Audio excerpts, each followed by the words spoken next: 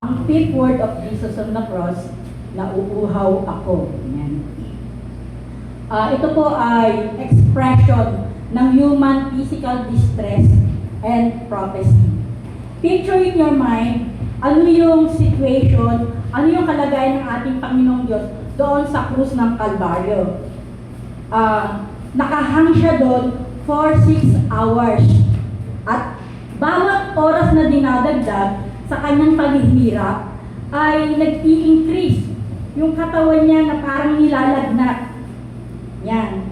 At yung mga sugat na naroon sa pagitan ng yung nail, yung kanyang pinagpakuan. Kasi sa bigat ng ating, yung weight niya, sa bigat ng ating Panginoon, isipin ninyo, nakahang siya doon, yung pako, umaano talaga yung lumuluwag yung ganun kasakit sa paa, sa kamay. Yun yung suffering na dinanas niya doon sa krus ng Kalbaryo. Biruin mo yung bigat ng ating Panginoon ngayon. At isa pa, ay natutuyot na siya sa tindi ng init ng araw.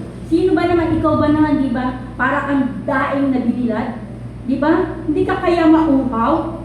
Yun yung nararanasan ng ating Panginoon that time. Na halos ang buong katawan niya ay nag-iinit na sa kanyang nararamdaman. Ito yung the same Jesus na nagsabi, if anyone thirsts, let him come to me and drink sa John 7:37. Siya ngayon yung nagsasabi na I thirst. Ito yung unang time na sa wika ng Panginoong Diyos, ito lang yung first time na nagsabi siya na nauuhaw siya.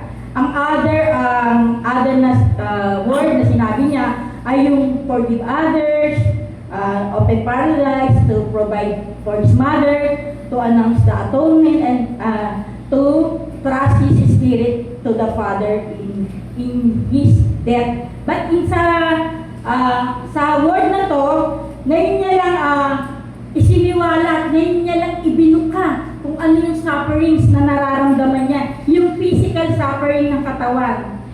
Tayong lahat ay merong iba't ibang sufferings na pinagdadaanan. Sabi nga, dumating ka sa punto na may pinagdadaanan ka, daanan mo lang. Huwag mong tambayan. Meron tayong Diyos na maaasahan natin sa mga bagay na to. Huwag natin kakalimutan yun sa buhay natin. At kung minsan yung suffering natin, yun yung nagtutulak sa atin para matest yung faith, yung endurance natin, di ba? Yung mga mananakbo, di ba? Tinetest yung endurance nila for everyday practice. Sabi nga, practice makes perfect. Lahat ng mga atleta natin, yun dun natetest yung endurance nila, kung gaano sila tatagal doon sa init ng araw. Hindi lang sa tag-ulan sila nagpe-prepare. Lalong-lalo na doon sa init ng araw. Imagine nyo, di ba, kahit naman sinong tao, pag nabila, di ba, talaga yung thirst mo. Kung ganon, sabi dito, yung cry of thirst na narinig doon sa bundok ng Golgotha, hindi daw yung cry of torment. Diba? Sa paningin ng mga tao sa paligid niya, parang tinorment siya, parang, di ba, parusa sa kanya, ganun. Hindi po. Sabi dito, yung mga nakikinig sa kanya, yung mga nanonood sa kanya, ito yung palagay nila. Pero ito pala yung final act of commitment. Sabi niya, di ba, nauuhaw ang ating Panginoon. At ito daw ay katuparan ng prophecy na nandoon sa Psalm 22, unahin natin yung 69:21. Sa halip na pagkain ng ako'y magutom, ang dulot sa aking mabagsik na lason, suka at tubig ang pinainom. Prophecy pala yun na nangyari sa kanya that time. Diba? Yung story doon na nilagyan yung sponge ng dinaw daw sa suka, yun ang inano sa kanya. Ano na pala yun? That time. Kaya nangyari ito dito na sa ating sa John 19:28. Nangyari na sa New Testament. Kaya maraming prophecy sa Old Testament na nangyari na at na-witness ng mga disciple. Pero tayo, na-witness natin dito na sa Word ni God na babasa natin. Sabi dito, saan ba nauuhaw ang ating Panginoon. Jesus thirsts for our attention. Sino dito yung attention seeker? Ang Lord din, attention seeker. Bakit? Kasi anak tayo ng Diyos. Mahal tayo ng Diyos. Ayaw niya napapahiwalay tayo. Ayaw niya na hindi natin ginagawa yung mga inuutos niya. Sabi dito, my son, pay attention to what I say. I turn your ear to my words. Do not let them out of your sight. Keep them within your heart. Ito yung panlaban natin eh. Kaya kapag dumadatang tayo sa sufferings, ito yung nakatatak dito, yung word na God. Kung walang laman itong word of God, ano kayo nangyari? Stumble na tayo, di ba? Maraming tao. Di ba? Mas nauna yung attention. Pag-isip pa lang sa umaga, attention nasa cellphone na. May nabasa ako, sabi, nakapagbasa ka na ba ng Bible? Nag-pray ka na ba sa God? Nag-devotion ka na ba? Di ba? Kaya nga yung attention natin, laging ikinokolik ng Panginoon sa salita niya. Kasi nga ang tao, palaging na hila ng mga bagay dito sa mundong ito. And sa number 2, Jesus thirsts for our obedience.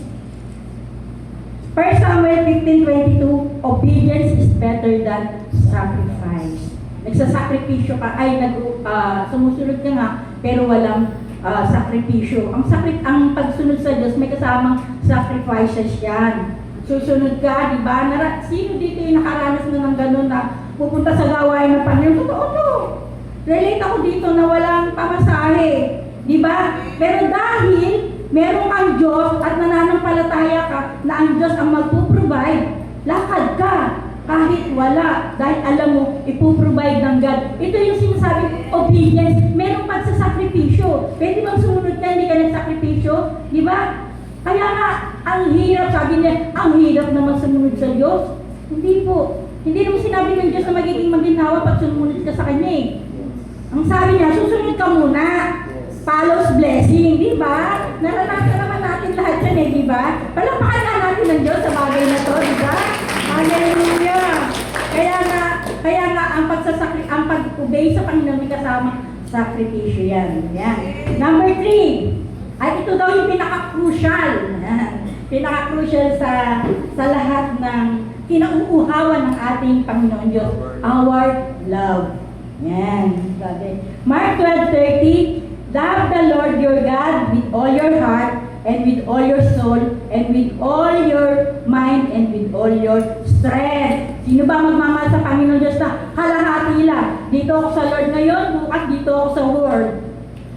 Diba? Dapat yung buong puso natin ang nakakonect sa ating Panginoon Diyos, mamahalin natin siya above all. Kasi nga, may pamilya ka, may asawa ka, pangalawa lang yung asawa mo. Kasi uno sa lahat ang ating Panginoon Diyos. Ito yung mga pinagkakamalian. Sabi daw, ministry yung family. Oo, yung family natin ang first ministry natin. Pero sino ba ang nag-design ng family? Di ba ang Lord?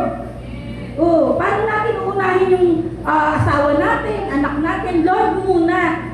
May mga times na talagang susubukin tayo. Merong mga dadating na pagsubok sa buhay natin. Between, mamimili tayo sa family natin at sa Lord. Pero ang sabi nga, piliin yung mas tama. Parehong tama yun eh, mamahalin yung pamilya mo. Piliin mo yung mas tama. Mas tamang mahalin ng ating Panginoon Diyos sa buhay natin. Siya yung nabigay lahat. Siya yung may akda ng buhay natin. Siya yung nag-iingat sa atin, nagpo-provide sa atin. Diba? What more we can ask for? Diba? Nasa Diyos na ang lahat. Kung may kantang nasa iyo na ang lahat, meron kanta rin tayo, nasa Diyos na ang lahat. Diba?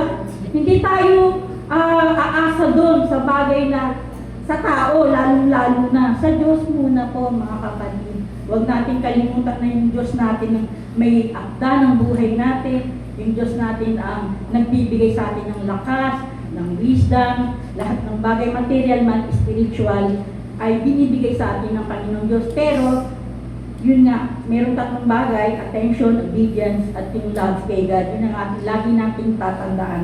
Yan. At ang conclusion dito na ang Panginoon sa kanyang paghihirap ay nakuhaw dahil sa suffering niya, nakuha sa ating Panginoon Diyos.